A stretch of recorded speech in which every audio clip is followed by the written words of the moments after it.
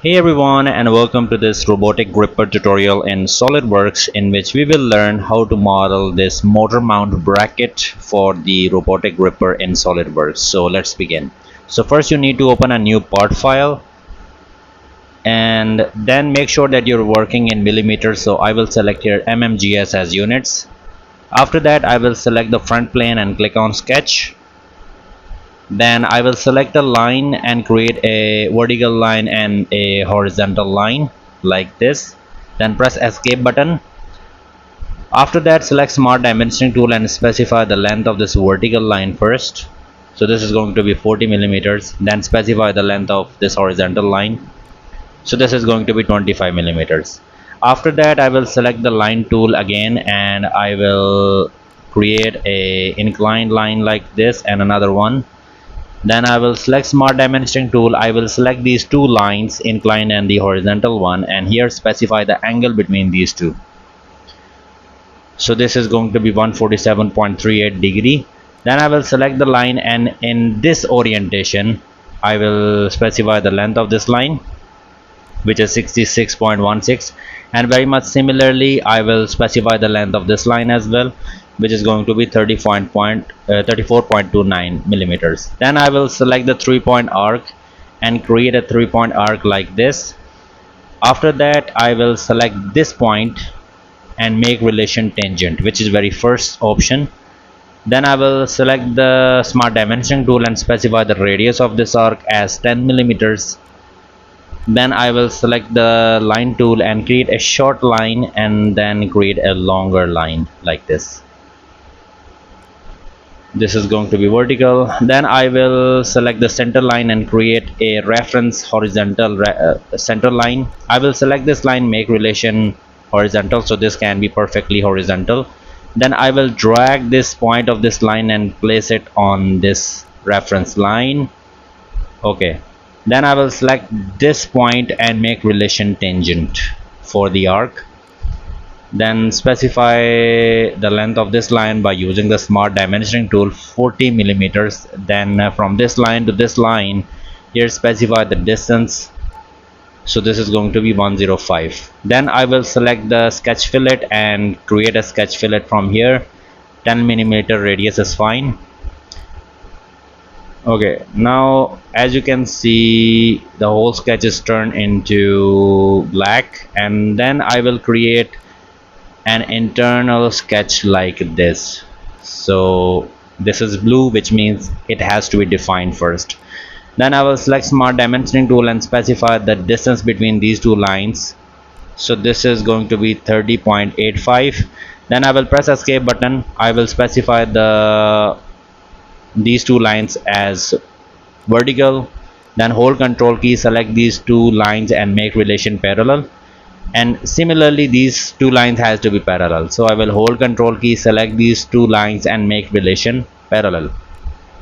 Okay, now let's define the distance between these lines. So I will select the smart dimensioning tool and specify the distance between these two lines 10 millimeter, specify the distance between these two lines 20 millimeter, and very much similarly specify the distance between these two lines 20 millimeter. Now the sketch is fully defined. As you can see, this is written fully defined and the sketch has turned into black. After that I will select the mirror entities. In above window I will select the entire sketch, as you can see, and in below window, which is mirror about window, I will select this reference horizontal line. As you can see, the sketch has been mirrored. Now this is a watertight sketch. Let me show you. If I select this trim entities, now the sketch is not watertight and the color has been changed as well. I will press Ctrl Z and then let's go to features and select Extrude Boss base, and here specify the thickness of this 40 mm and check the box. Okay, now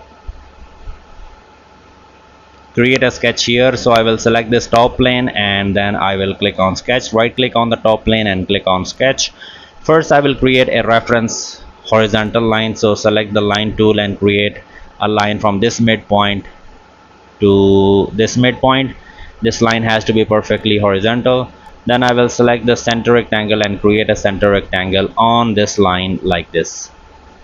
Okay, now let's define it. For that I will select smart dimensioning tool, specify the length of this rectangle, for example 100 mm, specify the distance from this edge 20 mm, and specify the height of this rectangle. So this is 25 mm. Sketch is fully defined. You have to go to features, select extruded cut. I want to cut this in both directions. So for example, if I specify here through all, then it will cut in one direction. Let me show you. As you can see, this is cutting this in one direction from the sketch, but I want in both directions. So right click here on cut extrude and select the very first option, which is edit feature. Then select here through all both, so it will cut in both directions. Then simply check the box. Okay, now I will select this face and click on sketch. I will create here a reference center line. So from this midpoint to this midpoint, you have to hover over in order to find the midpoint. Then you have to create the center line on it. Then select the center rectangle and create a center rectangle to this edge, the outer edge. As you can see, we only have to specify one dimension to fully define this sketch. So let's specify the height of this line 25. As you can see, the sketch is fully defined. You have to go to features and select Extrude Boss base, and here specify 20 mm the length of extrusion, and also in opposite direction, inward direction, as you can see it from here. Then simply check the box. Okay, then rotate it and select this face and click on sketch. For reference, I will create here a center line, and using this center line I will select the sketch and create a circle at the midpoint of the center line. Then I will specify the diameter of the circle. So this is going to be 12 millimeters. Then I will go to features and select extruded cut, and I will specify the depth of cut using the blind 100 millimeters. Simply check the box. Okay, so cut has been made on that face as well. So select this face and click on sketch, and select the circle and hover over the previous circle. You will find the midpoint. On that midpoint you can create a circle, or otherwise you can use the center line. Okay, 25 mm the diameter. Select extruded cut, and here specify the depth of cut, which is simply 3 mm. You can check the box. Okay, then select this face again and click on sketch, and for reference I will create a horizontal line from midpoint to midpoint. I will create here a reference rectangle using this midpoint of the center line. Make sure you have selected for construction for this rectangle, which means that this rectangle is perfectly center lined, 31 mm by 31 mm. On the edge of this center rectangle I will be creating 4 holes. So let's say I create 2 holes. Then I will specify the diameter of one circle. This is going to be 3.5. Press escape button, hold control key, select both of these circles and make relation equal. Okay, now I will mirror both of these on the other side. So I will select the mirror entities from here. In the above window I will select both of these circles, and in below window, which is mirror about window, I will select this reference line, and as you can see both of these circles have been mirrored over here. Then I will go to features and select extruded cut, and I will specify simply the depth of cut 10 millimeters, and then check the box. Alright, now I will select the fillet, and I will first specify the radius of the fillet, which is 5 millimeters, and then these inner edges, you need to select all these inner edges. So there is another trick here. If you select this very first option, it will allow you to select the remaining edges. So there are a total of 6, as you can see it from here. There are total of 6 edges selected. Then again I will select this very first option. So I will apply the fillet of radius 5 mm to 12 edges and simply check the box.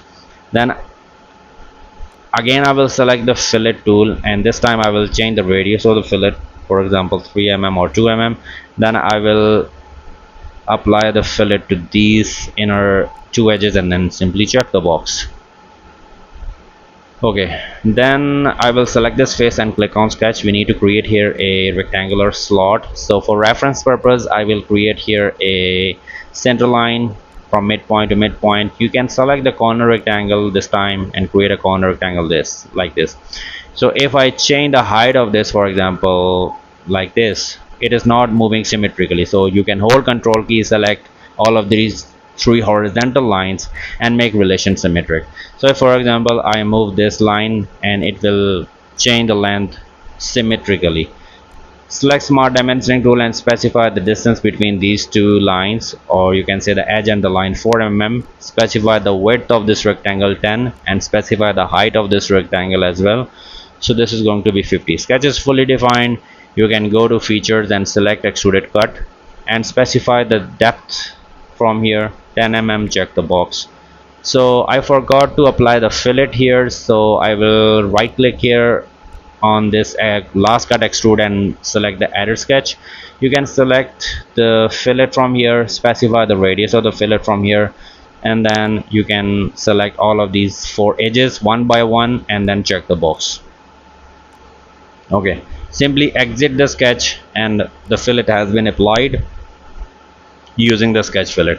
Now I want the same feature to be on the other side, so let's see if we have some plane available for that. No, we have to create the plane. So in features tab we have this reference geometry. In reference geometry you need to select the plane, select this face and select the opposite face and simply check the box.